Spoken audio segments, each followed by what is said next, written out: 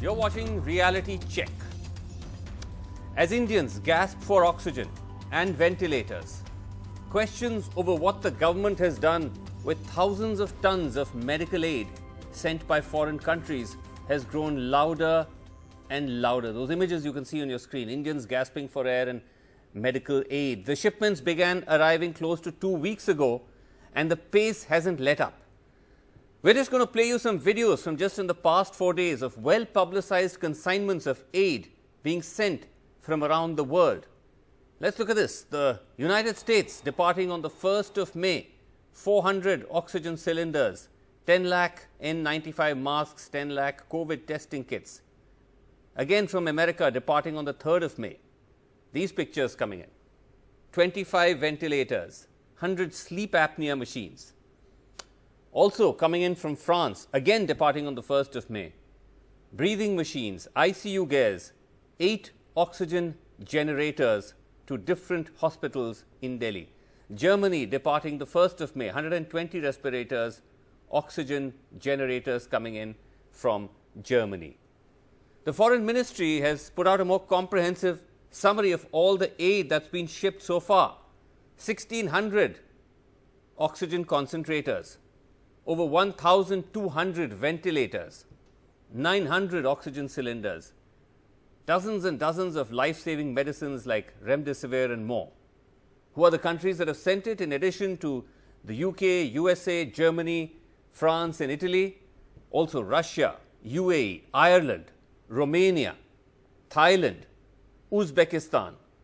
The Indian diaspora in these countries has sent aid, as have international NGOs. But media reports, most notably by Scroll.in, pointing out that the aid may actually be stuck in airports and government warehouses and is only now, or perhaps not even in some cases now, reaching hospitals and states desperately in need of help, though the aid has been sitting here for weeks on end.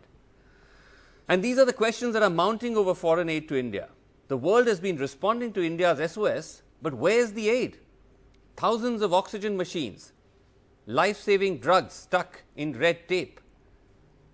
A government official to NDTV initially said that there are teething problems in distributing foreign aid. Logistics and compatibility problems, he said, are causing the delays. The first priority, he said, was to send foreign aid to government hospitals. So, for instance, oxygen cylinders from the UK have been sent to Delhi's Lady Hardinge Hospital. 20 flights have arrived with foreign aid, but the cargo appears to be in a limbo. This official explained the kind of bureaucratic maze about why it's taking time. He said the aid is being processed under different categories, either government to government, private to states and so on. The offer of the foreign aid is sent to the health ministry. The ministry puts the offer on an inter-ministry WhatsApp group. The group then decides what to accept and what to reject. The Red Cross has been appointed as the main consignee in whose name the aid comes, but the aid actually ends up with a government-run PSU called Hindustan Life Care, and that's what's distributing the aid. Now, in response to the growing media criticism, the centre finally today, for the first time after nearly 2 weeks, put out a detailed rebuttal of the claim of aid holdups and also explained where it's been going. They claimed a coordinating team was set up 7 days ago. They said the foreign aid is being given high priority and that it's reached or on its way to 31 states and union territories. The aid, the government says, has also reached 38 central government hospitals across India. These allocations were done keeping in mind equitable distribution, and the states were covered, but via various AIIMS and central institutions. But that does beg the question, why were only central hospitals getting round one of the foreign aid? Is the centre, in a sense, cornering the initial wave of foreign aid? The government rebuttal was also silent on when the SOP on how the aid was to be distributed was framed, because some media reports say that the government has taken 7 days to frame the SOP. All right, joining me tonight, I have with us T.S. Deo, Health Minister, Chhattisgarh, is here with us. Vishwajit Rane, Health Minister of Goa, is here with us. Chhattisgarh, of course, Congress. Goa, of course, BJP. We have with us K.C. Singh, former diplomat, strategic affairs expert. Dr. B.L. Sherwal, Director, Rajiv Gandhi Super Speciality Hospital here in Delhi, and Suhasini Adar, National Editor, Diplomatic Affairs Editor, The Hindu. Thank you very much indeed, all of you, for joining me. Can I just ask you, Vishwajit, that these questions that are being raised by many people, the media, the opposition, about how this aid has been distributed. Firstly, so much mystery over why it's taken so long to actually get out of the airports and warehouses. And now when you finally start to see the details, it's only gone the first round to central government hospitals. These are some of the most elite hospitals in the country. They've not faced the kind of scarcity and panic that we're seeing in other government hospitals and even private hospitals. So are you agreeing that it's justified, that there are serious questions about how all of this has been distributed? Hi, Srinivasan. Good evening. Actually, I was just hearing whatever you were mentioning on the television tonight about the aid not getting distributed. But HLL is a company that has got a vast experience. We have been dealing with HLL in the last pandemic also, I mean the last year. And I'm sure these issues will be resolved, and I'm sure the aid will reach rightly. There must have been some few delays. As you have mentioned, delays definitely are not justified. But then this issue which is there will definitely be resolved. As far as Goa is concerned, pertaining to Goa, I can address issues pertaining to us. Whatever we have been asking the center, we have been getting it on time, and even including drugs like remdesivir, which are being imported at the moment. But luckily for us, here in Goa, we have got our own factory that manufactures remdesivir. But otherwise, I'm sure HLL, if HLL is the agency, I'm sure there should not be any issue. Whatever hiccups are there, the government of India will resolve it at the earliest. Have you got any of the foreign aid, Vishwajit Rane? At the moment, Srinivasan, we have not asked for any foreign aid, or neither have we got any foreign aid. But we have been getting a lot of support under CSR from several companies such as Siemens and many other companies such as Vedanta and also GE. But they have been coming forward and asking us whatever, like oxygen concentrators or oxygen generation plants. They are coming forward and supporting us so as far as Goa is concerned. Goa, hopefully, fingers crossed, is not in that kind of dire need that other states are. But Mr. Singhdeo, have you got any foreign aid? So far, at the moment in the list, we find only the AIIMS in Raipur has been marked as having received this foreign aid. Have you asked for any, and have you got it? Srinivasji, good evening. Aid and foreign aid, we have asked for ventilators, where the government will be providing it from, I really don't know, 280 odd ventilators we had asked for. This quite some time back, about a month maybe back. That apart, we are also taking initiatives on our part to get in touch with Indians abroad, people abroad, who have been reaching out to us to want to help in any which way.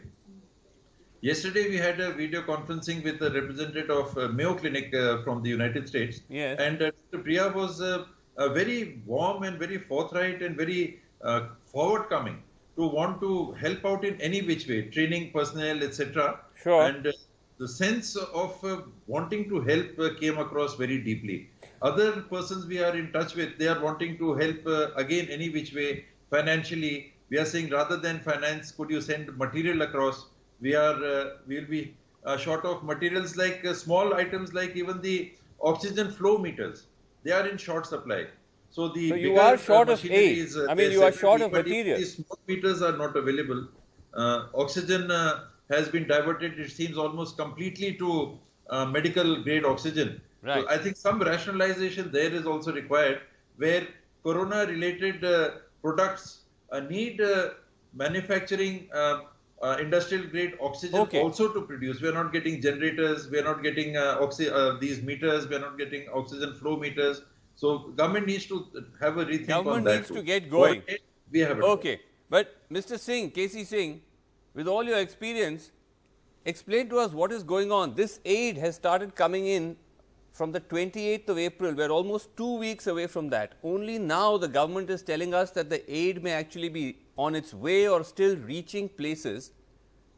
Isn't this shocking given how acute the crisis is in the country?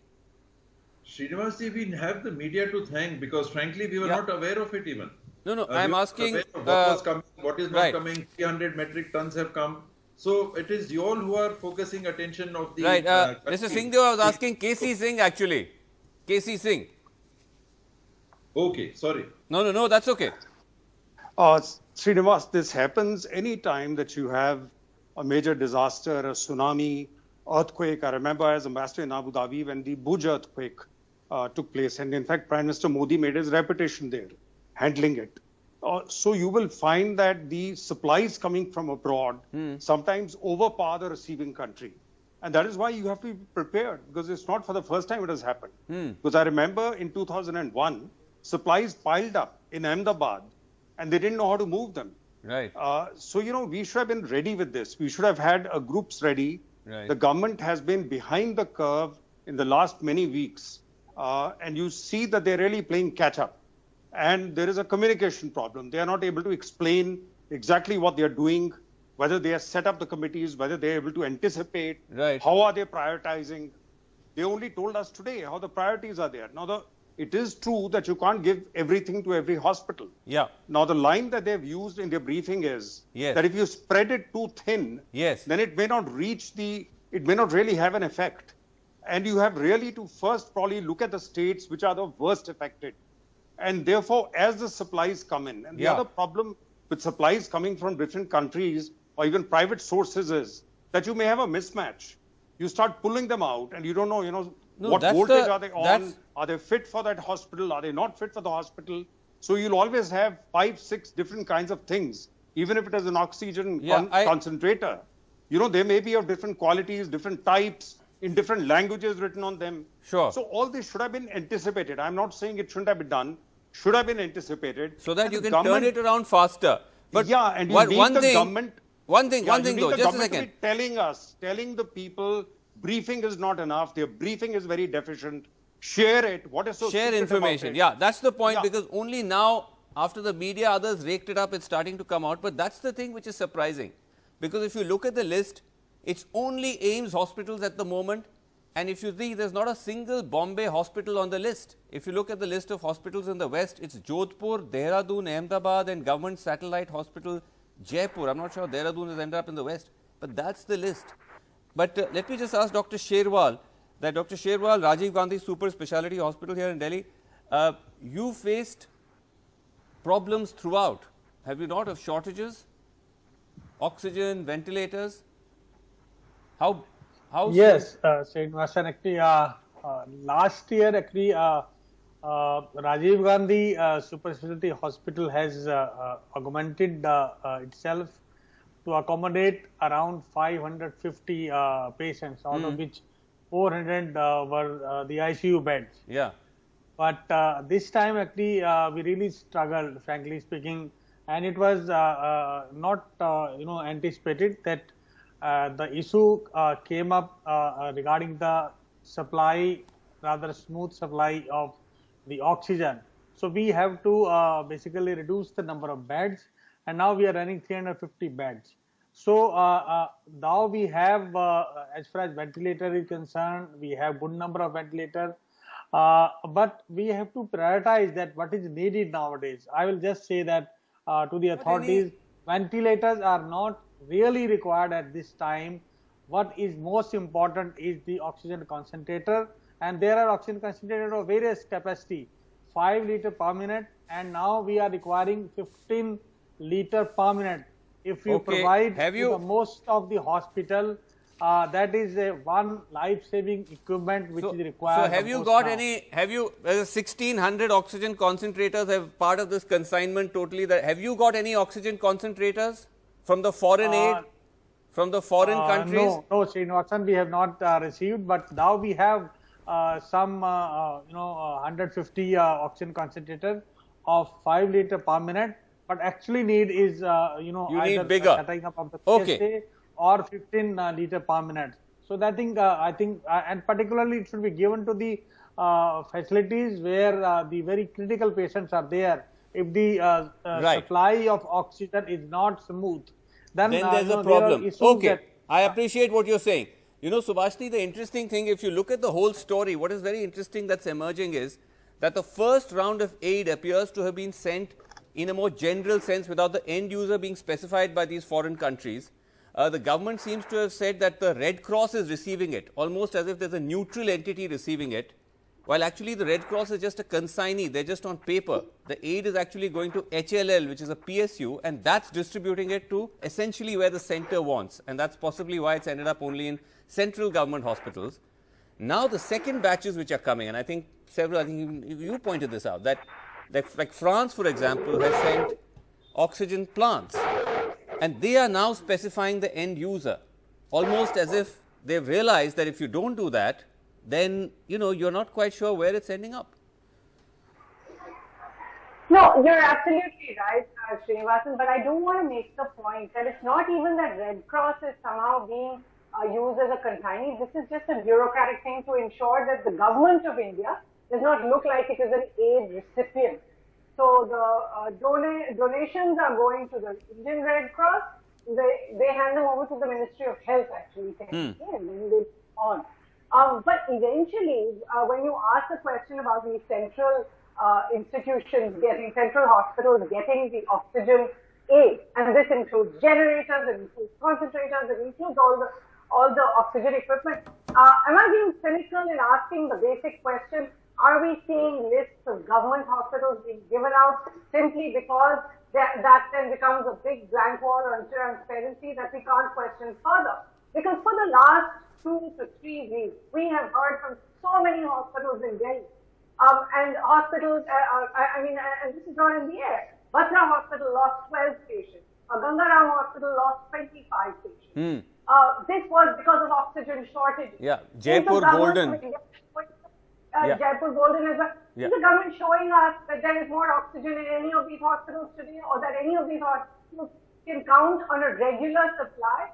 I'm sorry, I think a lot of time has been spent on whitewashing, on trying to make things look good. I agree that there should be more communication, but don't spend all your time on communication. For a week we were bombarded with images of foreign aid coming in, of the ministers speaking to people around the world, every ambassador speaking to people to bring in this aid to India. Don't spend that time on tweeting about it and sending me press releases. Instead, show us with action that today every Delhi hospital can count on a regular oxygen supply. I'm sorry, I'm so emotional about this. We've been hearing about this too long. I'm surprised that foreign donors are not asking for more transparency. I think they are asking for some. We saw the French government actually say, tell us specifically which hospitals this is going to go to. But I find it appalling that 3 weeks later, after Delhi is literally gasping for help, that we are still discussing a list of where things might be said. Yeah, that's actually. What are we waiting for? No, that's the point. Actually, Vishwajit Rane, that while you're saying that, you know, HLL is efficient and all that, I mean, this is not questioning HLL's efficiency. But the point is, first, you don't know what has happened to the aid. It's all, you see pictures of it sitting in warehouses, in the airport and elsewhere. Then finally, you get this list saying, okay, some of it has started to reach. Then where has it gone? It's going to the most privileged institutions, elite aims in the country, other central institutions. While, as Suhasini listed, just in Delhi, so many hospitals, private, government, you've had deaths, you've had serious oxygen crisis. So surely there are questions to be asked as to how all this is being done. Srinivasan, I was just hearing Suhasini ji speak, but I think HLL, the reason why I mentioned the efficiency of HLL, because we have dealt with HLL in the past. I do understand the situation today is a situation of panic, because there are several hospitals that require aid, several hospitals that require equipment. When you ask about equipment to various agencies, the supply chain is not in place. But definitely, I strongly believe that the government of India and the HLL, they will definitely, like you mentioned, that some few prestigious hospitals, elite hospitals have received the aid that has come in. But I'm sure they must be having a plan and a concrete plan being put in place. Some hiccups must be there. But I'm sure the other hospitals also that require aid, they will get the equipment and whatever has come in. But that's the question, T.S. Singh Deo. I mean, thank God we've not seen major red alerts being sent out by the likes of AIIMS and Safdarjung so far that we've seen in other hospitals. We don't wish that on them. But we're just questioning, why then direct the first round of aid to them rather than to those centers either in Delhi or outside which are critically in need? I'm sure there are hospitals in your state which are in critical need, perhaps not the AIIMS in Raipur, but others. University, it's about information and planning, which I don't think should be such a difficult thing. How much oxygen we have, how much is the demand? Let us say ventilator beds would be requiring 6 cylinders in a day, 7 cylinders in a day. The other beds would be requiring, let us say, up to 3 cylinders in a day. So it is not so difficult to multiply these figures with a margin of, let us say, 1.5 times requirement, 2.5 times requirement, and plan for this. It is not difficult at all. If you don't have things, then that is the issue. But if you can't plan it out, it's very sad.